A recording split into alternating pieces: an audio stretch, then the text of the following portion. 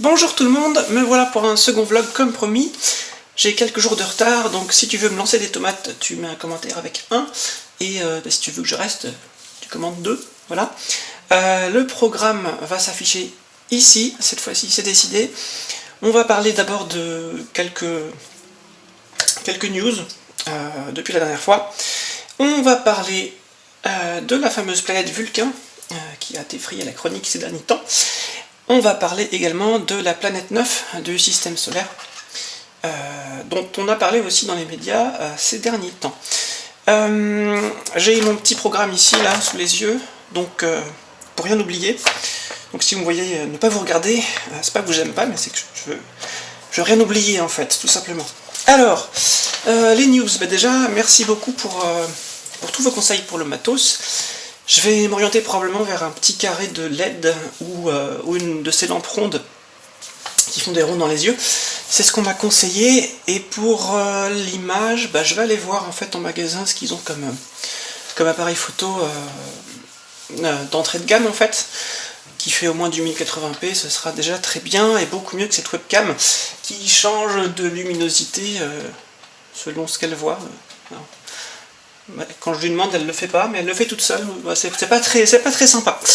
Bien sûr, si vous avez des questions d'astronomie que j'oublie d'évoquer dans mes vidéos, n'hésitez pas à les mettre en commentaire. Et puis, de temps en temps, au début des vlogs, quand j'en ferai, j'y répondrai en fait en vidéo, à celles qui me semblent intéressantes pour tout le monde. Les autres, on verra ça à l'écrit. Alors, première chose que je voulais vous dire avant de commencer la suite, c'est dans les vlogs en fait, je vais parler de notions d'astronomie qu'on n'a pas encore vues dans les vidéos.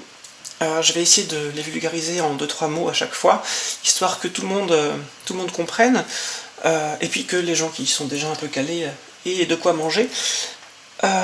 Mais voilà, dès qu'il y a un mot que vous connaissez pas, de toute façon, on fera une vidéo un jour dessus.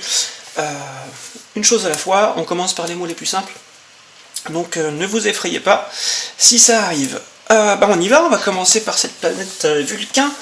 Qu'est-ce qui s'est passé? Eh bien, vous allez voir apparaître déjà de temps en temps dans la vidéo des choses ici, de l'autre côté, des articles, des formules, des trucs, tout ce que j'ai besoin pour vous expliquer tout ça. Tout ce dont j'ai besoin pour vous expliquer tout ça. Je parle plus français aujourd'hui. Donc, qu'est-ce qu'on a vu? On a vu cet article-là qui est paru sur les réseaux sociaux, qu'on a vu, j'ai regardé sur Google, en fait. C'est à peu près le même copier-coller qu'on trouve partout. On aurait trouvé une planète autour de l'étoile 40 Eridani A, ou autrement appelée avec un nom de catalogue plus connu dans le monde des astronomes, HD 26965. C'est une étoile triple, donc composée de A, B et C. Donc là on va parler de l'étoile A, et il se trouve que c'est l'étoile en fait de la planète Vulcain dans Star Trek. Donc voilà, tous les fans de Star Trek étaient très contents qu'on ait trouvé la planète de Spock. C'était cool. Alors ouais, c'est rigolo, mais ça veut pas dire qu'il faut raconter n'importe quoi dans les médias. Alors qu'est-ce qui s'est passé?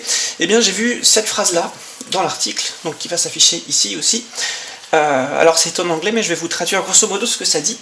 Ça dit grosso modo que la planète qu'on a trouvée, donc c'est une super Terre de 8,47 masses terrestres, donc c'est plus lourd que la Terre, qui orbite une étoile de type solaire, qui est à 16 années-lumière de la Terre, et cette planète tourne en 42 jours autour de son étoile, et se situe en plein dans la zone habitable. C'est-à-dire la zone où il fait ni trop chaud ni trop froid, pour qu'il y ait de l'eau liquide à la surface. Quand j'ai vu ça, j'ai eu un petit problème, en fait. Parce que le Soleil, c'est une étoile de type solaire, par définition, et sur Mercure, il fait 427 degrés au maximum la journée, et Mercure, elle tourne autour du Soleil en 88 jours. Donc je vois pas comment une planète qui tournerait en 42 jours autour de son étoile serait plus habitable que par chez nous. Donc il y a un truc un peu chelou dans cette phrase. Soit c'est pas une étoile de type solaire, à ce moment-là, si elle est plus froide, effectivement, on pourrait trouver de l'eau liquide un peu plus près. Soit c'est pas 42 jours, auquel cas bah, ça changerait tout, soit ben, elle n'est pas dans la zone habitable. Donc on va voir ça. J'ai creusé un peu la question, et ce que j'ai fait tout simplement, c'est que je suis allé voir l'article scientifique qui est la source de tout ça. Je mettrai tout dans la description, pour tous ceux qui veulent tout vérifier, tout calculer, il y aura tout. Donc j'ai vérifié ce papier, donc les auteurs s'affichent ici, et dedans j'ai vu du coup les données concernant l'étoile 40 Eridani A. Alors, c'est une étoile de type K0V, ça veut dire que elle est un peu orangée, comparée au Soleil, qui lui est une G2V. Bon, à part ça, la température de surface c'est 5072 degrés Kelvin, on verra ça plus tard, mais il y a 273 degrés d'écart avec les Celsius, voilà, ça on verra ça plus tard, vous embêtez pas avec ça, pour 5000 degrés à 200 degrés près on s'en fout. Et le Soleil lui c'est 5750, donc c'est plus froid quand même, hein, pas tout à fait pareil. La masse de l'étoile c'est 78% de celle du Soleil, son rayon 87%, et avec le rayon et la température, c'est facile à faire, hein. On peut calculer la luminosité d'une étoile, c'est-à-dire la quantité d'énergie qu'elle émet, qu'elle fabrique par seconde, et j'ai trouvé 45% de celle du Soleil. Donc c'est pas vraiment une étoile de type solaire, c'est un peu plus froid, mais vous allez me dire du coup, si c'est plus froid, la zone habitable doit être plus proche de l'étoile. Oui, alors pas assez en fait. On va voir après, ça va pas être tout à fait suffisant, parce que 700 degrés d'écart, c'est quand même pas sensationnel. Donc voilà, donc pour l'étoile, ils ont à peu près bon. Étoile de type solaire, c'est peut-être un petit peu trop exagéré, mais c'est, disons que c'est juste un embellissement de la réalité. Ok, donc ça c'est bon. Ensuite, j'ai regardé bien sûr les trucs sur la planète, donc les données, c'est à peu près ça, hein. Dans l'article, il parle de 8,47 masses terrestres et puis 42,38 jours pour la durée de l'orbite de la planète autour de son étoile. Donc ça, c'est aussi ok. Donc pour l'étoile, c'est ok, pour la planète, c'est ok, pour l'orbite, c'est ok. Donc c'est clairement la zone habitable qui est l'information fausse dans la phrase.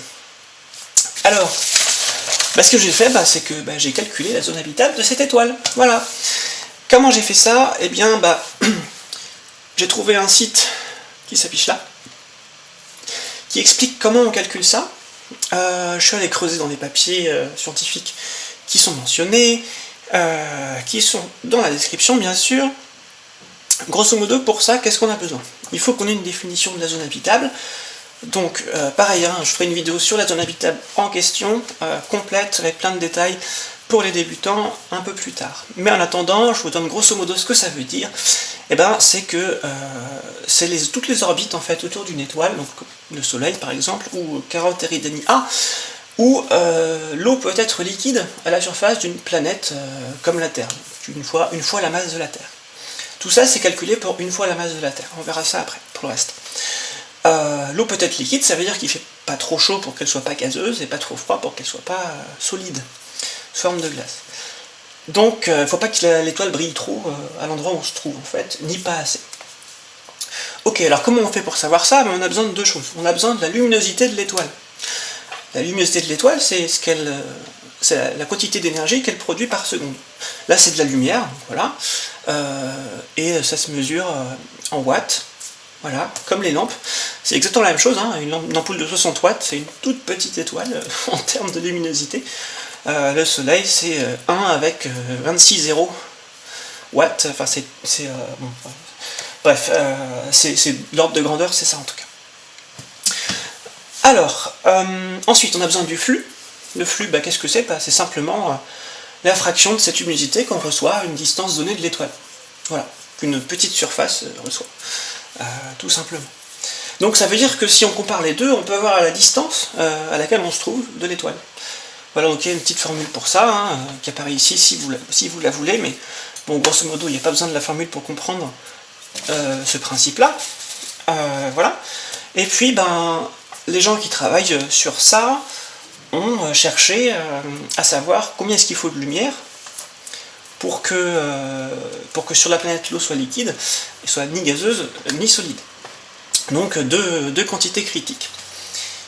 Ils ont calculé ça en tenant compte de ce que la planète renvoie en infrarouge parce qu'elle chauffe, et d'autres choses. Il faut aussi tenir compte de la température de la dite étoile, mais on peut déjà avoir une approximation en prenant la luminosité de l'étoile en question et ce fameux flux critique tel qu'on prendrait pour le Soleil. Voilà, c'est déjà une bonne approximation. Il y a un autre papier qui est dans la description aussi, qui permet de le faire en prenant bien tous les détails sur l'étoile, notamment la température.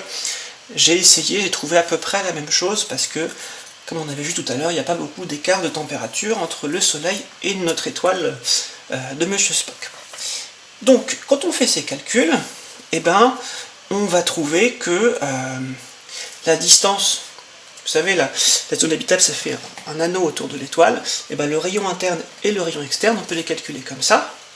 Le rayon interne, on le calcule avec le flux qui est le plus fort, celui qui est le plus chaud, là, celui qui va faire fondre, celui qui va faire évaporer l'eau. Et le rayon extérieur, on va le calculer avec le flux qui n'est pas assez fort et qui fait que l'eau devient solide. Donc voilà, les deux formules s'affichent là, tout simplement. Et puis quand on calcule ça, eh ben, on trouve que la zone habitable de cette étoile se trouve entre 0,64 unités astronomiques, c'est la distance Terre-Soleil, qui est de 150 millions de kilomètres, donc c'est-à-dire que c'est plus près que chez nous, le début de la zone habitable, et ça va jusqu'à 0,92 UA, c'est-à-dire que ça va à peu près, si on compare à chez nous, ça irait jusqu'à peu près là où se trouve la Terre, mais pas plus loin. Voilà, donc c'est vraiment plus près que chez nous. Alors du coup, on va voir à quoi ça correspond, parce que il y a un certain monsieur Johannes Kepler, qui est plus là depuis longtemps, mais qui avait trouvé comment on faisait pour calculer la période de révolution d'une planète autour de son étoile, si on connaît sa distance à l'étoile. Tout simplement. C'est une petite formule toute bête, qui s'affiche là. Si on compare le carré de la période avec le cube de la distance, eh ben on trouve une constante, et du coup, grâce à ça, on peut calculer ce qu'on veut. Il faut juste avoir la masse de l'étoile. Ça, on l'a. Alors du coup, moi, ce que j'ai trouvé, c'est que pour qu'une planète soit dans la zone habitable de 40 Eridani A, il faut qu'elle orbite entre 212 jours et 367 jours. Ça veut dire que si elle orbite plus lentement, elle sera toute glacée. Et si elle orbite plus rapidement, eh ben, ce sera une fournaise. Et là, c'est 42 jours. 42 jours. Bon, alors du coup j'ai fait ces calculs, comme c'était une approximation, j'ai voulu voir s'il n'y avait pas un article qui avait fait les calculs précisément avec tous les paramètres qu'il faut, etc. etc. Voilà ce que j'ai trouvé, donc ça s'affiche là. Vous voyez qu'ils ont à peu près le même résultat que moi, ça va entre 200 et... Ouais, entre 200 et 400 quoi, jours de révolution autour de l'étoile. Donc voilà, 42 jours, ça va pas trop le faire. En fait, ça veut dire que ma news à moi, elle est plus sensationnelle que la news qui est parue dans les journaux. Parce que eux, ils disent, on a trouvé la planète de Monsieur Spock dans la zone habitable de son étoile. Alors que c'est pas vrai, on a juste trouvé la planète de Monsieur Spock. Mais en fait, moi, ce que je dis, c'est que Monsieur Spock, ce que je conclus, c'est qu'il est très costaud, parce qu'il faut qu'il résiste à la gravité d'une planète qui est 8 fois plus lourde que la Terre, quand même. Et puis, il est inifugé, surtout. Parce qu'il fait très chaud, là-bas. Voilà, donc effectivement les calculs ils sont faits pour une masse terrestre, là il y en a 8, c'est un peu plus lourd, mais oui, mais ça change pas grand chose en fait, même ça empire le truc, parce que si la planète elle est plus lourde, ça veut dire qu'elle a potentiellement plus d'atmosphère, il suffit que ce soit des gaz à effet de serre, il fait encore plus chaud en fait, donc ouais, Spock si tu m'entends, déménage, sérieusement ça craint un peu. Voilà, donc tout simplement... pour cette news-là. Alors, j'ai creusé un peu pour savoir pourquoi on en est venu là.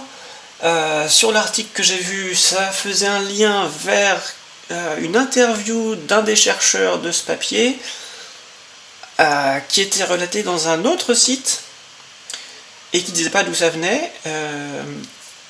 À mon avis, vu qu'ils en parlent même pas dans leur papier de la zone habitable, en fait, c'est même pas évoqué. À mon avis, les journalistes qui ont interviewé ce monsieur ont dû comprendre un truc de travers, en fait. Tout simplement, et peut-être que le chercheur en question n'a pas pu vérifier, voilà. Après, des copier-coller, vous savez ce que ça fait. Voilà, donc quand vous avez une nouvelle comme ça, sensationnaliste, faites un peu attention, on ne sait jamais on sait jamais, donc voilà, renseignez-vous, il y a plein de gens qui sont là sur ça, qui sont là pour ça sur internet pour débunker ce genre de trucs. Alors c'est pas très grave, hein, je veux dire, tout n'était pas faux dans la news, mais moi ce qui m'a fait le tilt, c'est la façon dont c'était présenté. Je me suis dit, oulala, ils ont voulu tirer un petit peu vers le vieux rêve de trouver la planète de Spock exactement, et bah, ils ont un petit peu tiré les informations, peut-être inconsciemment en fait, hein, dans la direction qu'ils voulaient, alors que bah, c'était pas tout à fait vrai. Voilà, voilà pour ça. Et le dernier truc que je voulais vous dire, c'était pour la planète 9. Je mets le post que j'ai vu sur internet à propos de ça. Pareil, ça a été partagé par d'autres gens, mais c'est celui-là en question qui m'a posé problème, parce que c'était indiqué qu'on en est à 8 planètes plus la nouvelle, ou 9 plus la nouvelle selon qu'on compte Pluton dedans. Alors j'aurais quand même précisé que Pluton est une planète naine, et c'est pas chacun qui décide en fait. C'est l'Union Astronomique Internationale qui a autorité pour les définitions scientifiques en astronomie. Et une définition en science, c'est un truc complètement artificiel, c'est juste une catégorie qu'on met en place pour appréhender la réalité et la rendre intelligible. Parce que dans la réalité, il y a plein de choses qui sont continues. Alors, ça ne veut pas dire que tout existe à la même proportion, il peut y avoir des majorités, des minorités, etc. Mais les frontières sont faites artificiellement, parce que sinon on ne peut pas parler, on ne peut pas communiquer entre nous. Et donc qu'est-ce qu'on a fait?